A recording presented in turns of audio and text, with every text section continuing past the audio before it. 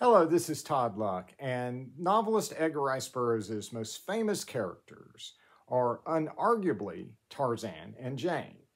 But once we go beyond that, I would say Dejah Thoris is probably up there as far as characters Burroughs created that are well known. But the curious thing about Miss Thoris is that even though a lot of people know her, especially now with the comics and the John Carter movie, we don't know a whole lot about her in the novels, right? We never got to learn a lot about her. Heck, we're not even sure what she's wearing. And I think that mystery and open-ended nature of the character is part of her draw, right? I think that's one of the things that makes her so interesting and leads people to come up with so many different versions of the character, so many different kinds of stories that we saw play out in the Dynamite comics, which were very popular and lasted for quite a few years. And so this is a review of a novel about Dejah Thoris when she was young, and it's called A Princess of Mars, Shadow of the Assassins by Anton Zorzettis. This is part of the Edgar Rice Burroughs universe, and so this counts as canon with the old Edgar Rice Burroughs novels. It's available in hardcover, softcover, Kindle, and there's going to be an audiobook eventually, and this is the collector's edition. This is limited to 200 copies. It has a wraparound cover without the words on the back so you can see the artwork a little bit better. If you take the dust cover off, there is a cover underneath by Mike Wolfer, which looks really cool. And here's the back of it. And so this is kind of a neat option if you wanted to display it this way. It also comes with exclusive trading cards and this book plate, which is signed by the authors who apparently have the world's neatest handwriting. I mean, look at this. These two could teach calligraphy classes. The collector's edition is only available on EdgarRiceBurroughs.com. The Kindle edition you can get on Amazon, and the other editions you can pretty much get anywhere that sells books, though I do recommend getting the physical copies off EdgarRiceBurroughs.com because they know how to ship it to you and they include exclusive trading cards. Along with the 186-page main novel in here, you also get a backup story by Gary Gravel called John Carter's Swords of the Mind, and we'll talk about that at the end. So let's talk about this cover, and I really like it. It is beautifully rendered. She looks wonderful, and it is really moody. It kind of portrays kind of the feeling of danger and paranoia that you get in the book, and we can immediately tell it's on another planet, you know, not just from the title, but, you know, we see these moons in the background. And on the back cover, you actually can see a little bit of a Martian city, which is cool. Another thing I think is really neat about the cover is that we can't see most of the outfit that she's wearing. It leaves it to the imagination, which is very appropriate for the character. Burroughs tended to be very vague when he was describing what Martian women were wearing. He described her as wearing ornaments and that she was naked but for the ornaments that she was wearing. Now, a lot of people get confused by that because they're looking at it out of context. Earlier in the novel, he describes the Tharks in a very similar way, and he actually defines what those ornaments are. And so that is a harness along with various different decorative things that they're wearing on their arms, their legs, and their head. And this is the Dejah Thoris figurine from Trendmasters from back in the 90s. And this is just one of 1,000 different ways that you can interpret what Dejah is wearing that would be consistent with the novel. And Burroughs tended to leave it very vague about the details of that outfit that Martian women wore. He does indicate in other novels that it does cover their breasts, just in case you're wondering, and that it oftentimes will include jewelry. It'll be really fancy, right? The men on Mars tend to wear very plain harnesses, but women are women no matter what planet they are, and they like things to look a little bit fancier and prettier. One thing to note about the cover, though, it is slightly deceptive. It is symbolic in nature about the feel of the novel, but don't interpret it literally as that she's going to be stranded someplace alone. That is a very common thing to happen in a Burroughs novel, but this actually does something very different where she's always with other characters. But in this case, I think it's very appropriate. We'll talk about why that is in a little bit. The title is also a little bit interesting. Obviously, at this point between the comics and the movie, the name Dejah Thoris is far more recognizable to most people than A Princess of Mars. And obviously, A Princess of Mars is already the name of a novel. It's the name of the first Mars novel by Edgar Rice Burroughs. And so it becomes a little confusing because this is not a prequel or a sequel to that novel. This is a story that's only connected by the fact that it has the same character in it. I also thought the subtitle Shadow of the Assassins was a little confusing because I kept expecting members of the Assassin's Guild to play a bigger role in the story than they did. What I will say is there's a lot of other stuff going on, and you don't have to be a card-carrying member of an Assassin's Guild to try to kill someone.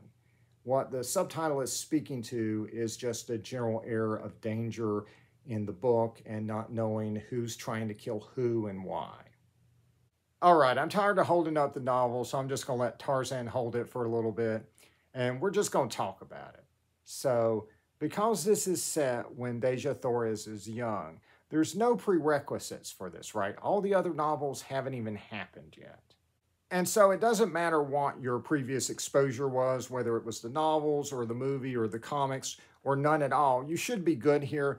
If you read the early comics, though, they did expand Dejah Thoris's background and stuff. Just keep in mind that those are a different continuity than the novels, right? You know, Dejah, for instance, had a brother in the comics who is a completely different character than the one that's mentioned in this novel.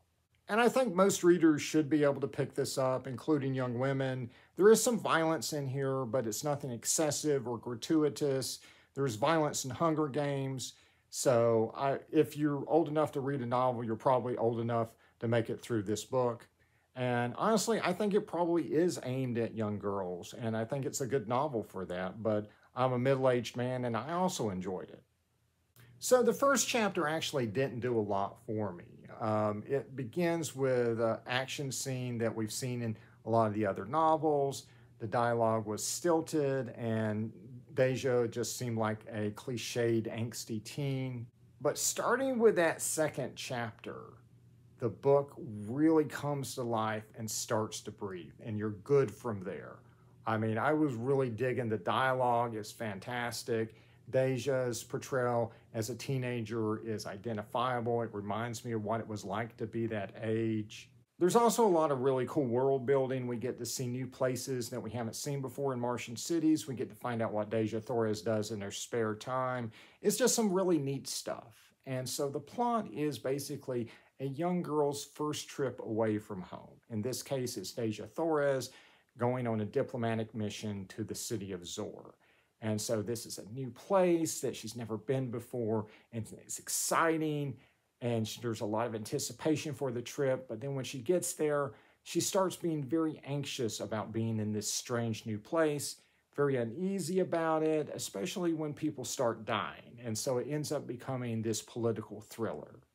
But it's a very Barsunian political thriller. All of the culture and language that you saw in those original Burroughs novels on Mars is here, along with formed green Martians, white apes, arena fights, wartime battles. Heck, Dejah Thoris's father drops her off at Zor on his way to make war with the green men of Mars. That is about as Barsunian as it gets. And it's filled with a lot of neat little details I've never thought about, like how swimming on Mars would be a rare skill because of how little water there is, how heavy it would be to wear jewels and precious metals on a harness, which may be why the male warriors on Mars wear very plain harnesses, right? They don't want to be weighted down. And a lot of this novel is just about her day-to-day life, and it goes into a lot of really cool little details, like why she picks the particular harness she wears for that day. And even when the danger happens, she deals with it as a princess. And this is one of those rare instances where you get to see the role of a princess just explored for this extended period of time. exploring all the power and peril that comes with that role. But as you can probably tell from the cover, like any Burroughs-inspired novel, at some point she's going to get stranded in the wilderness and have to fight for survival. And this is where the fact that she's always surrounded by other characters comes in handy, because those characters look to her for inspiration and guidance. She is their leader. She is always a princess, even when she's not in a palace. And I thought that was really, really cool. Dejah is nicely fleshed out as a character. I thought she was likable, and she is courageous and competent when there's danger, but her greatest attributes are her leadership and her intelligence. The other characters in the novel aren't as fleshed out, but they really didn't have to be.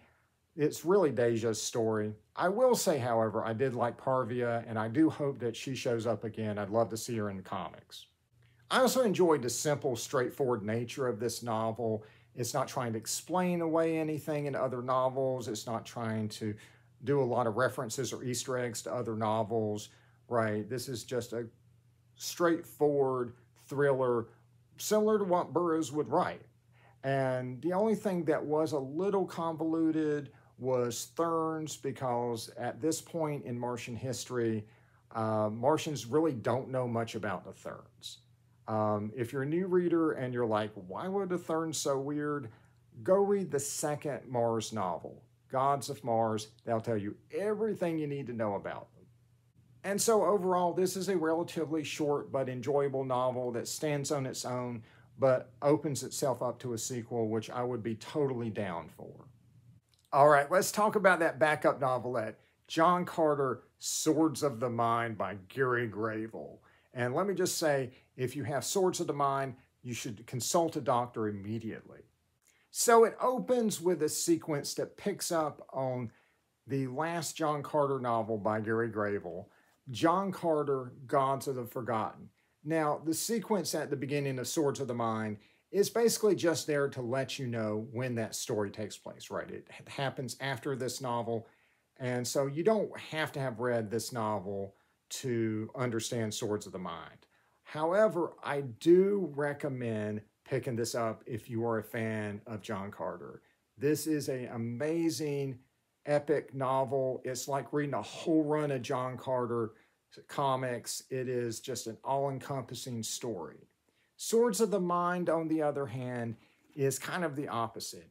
It only has about 100 pages to tell its story, and so it is a very, very focused experience. And so in the first chapter, John Carter is returning home to Helium after being away for a little bit, and on his way home, he finds this abandoned flyer that's just flying through the sky without a pilot, and he discovers that it belongs to his son, Thoris. And so he decides to go find out where this flyer came from and hopefully find out where his son went, who he assumes is in trouble. According to the plot synopsis, he ends up in a city of illusions where the danger is all too real. And I think this is super obvious if you've read the novels, so I'm just going to come out and say it. He ends up in Lothar, which is one of the finest creations of Edgar Rice Burroughs. And of course, this is a follow-up to my favorite novel he's written, or one of my favorite novels, Thuvia, Maid of Mars. And one of the reasons it's my favorite, I mean, there's many reasons, but one of the reasons is its open-ended nature. It leaves its villains intact. It leaves its mysteries unsolved.